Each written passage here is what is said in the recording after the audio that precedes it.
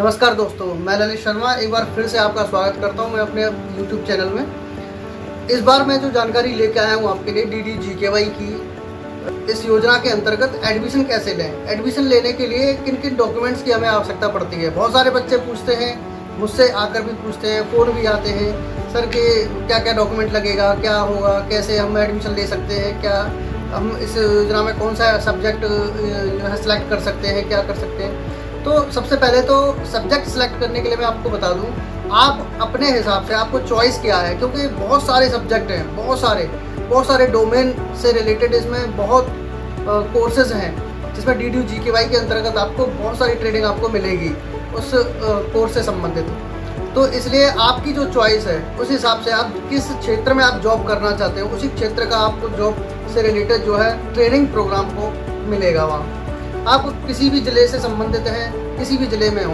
तो वहाँ कम से कम 2 या 3 या 4 सेंटर आपको DDGKY के मिल ही जाएंगे किसी न किसी कंपनी के द्वारा।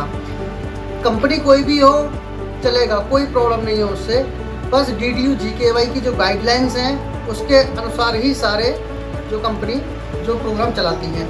अब बात करते हैं कि जब आप किसी भी सेंटर पे जब जाते हो तो डॉक्यूमेंट्स क्या क्या लगेंगे। तो डॉक्यूमेंट्स लगने के लिए सबसे पहले तो आपको जो प्रायोरिटी है यानी कि प्राथमिकता है वो BPL की है। BPL क्या होता है? गरीब, यानी कि गरीबी रेखा से नीचे जीवन यापन करने वाले परिवार हेतु, यानी कि जिसके पास इस प्रकार का कोई राशन कार्ड है तो वो इसके लिए प्रथम प्राथमिकता उसकी रहेगी। नरेगा कार्ड भी आपका चल जाएगा। अगर नरेगा कार्ड है, आपका मनरेगा कार्ड है तो वो आपका चलेगा, उसमें वो भी आपके गरीबी में आता है। अगर आपके परिवार में पिताजी का है या माताजी का है या आपका खुद का है तो आपको वो चलेगा। इसके लिए कम से कम, वैसे तो भारत सरकार के द्वारा जो योजना जो चल रही है इसमें 5वीं क्लास से आप एडमिशन ले सकते हो, लेकिन मैं मानता हूँ कि 5वीं क्लास या 8वीं क्लास से आप अगर कोर्स करोगे तो उतनी अच्छी जॉब आपको नहीं मिल पाएगी जितनी अच्छी जॉब आपको कम से कम हाई स्कूल या इंटर पास आप होगे। तो अगर आपने इंटर पास किया है या हाई स्कूल है यानी कि 10th पास हो या 12th पास हो तो आपको बहुत अच्छी जॉब आपको यहाँ से मिल सकती है इस कोर्स को पूरा करने के बाद में। अब बात करते हैं डॉक्यूमेंट्स की। मैंने जैसे आपको अभी पहले बताया कि BPL सबसे पहले ज़रूरी है, उसके बाद आपके हाई स्कूल की मार्कशीट, उसकी आधार कार्ड, ठीक है। आधार कार्ड के बाद आपको आय प्रमाण पत्र, अगर आपके पास 46,000 रुपये की इनकम सालाना है तो ही आपका चलेगा, उससे अधिक है तो नहीं चल पाएगा। तो इसलिए आप 46,000 रुपये का ही आय प्रमाण पत्र प्रस्तुत करें। उसके अलावा निवास प्रमाण पत्र है, उसके बाद जाति प्रमाण पत्र है, ये आपके डॉक्यूमेंट लगेंगे। तो एक बार फिर से मैं आपको बता देता हूँ, आपके हाई स्कूल की मार्कशीट, निवास प्रमाण पत्र, जाति प्रमाण पत्र, BPL कार्ड के अलावा नरेगा कार्ड है, मनरेगा है तो वो भी आपका चल जाएगा। और ये आपका बैंक पासबुक भी आपकी लगेगी उसमें, क्योंकि आपकी जो बैंक पासबुक होगी उसमें कोई भी भत्ता अगर भारत सरकार के द्वारा मिलता है इस स्कीम के द्वारा तो आपको उसी अकाउंट में आपको वो मिलेगा।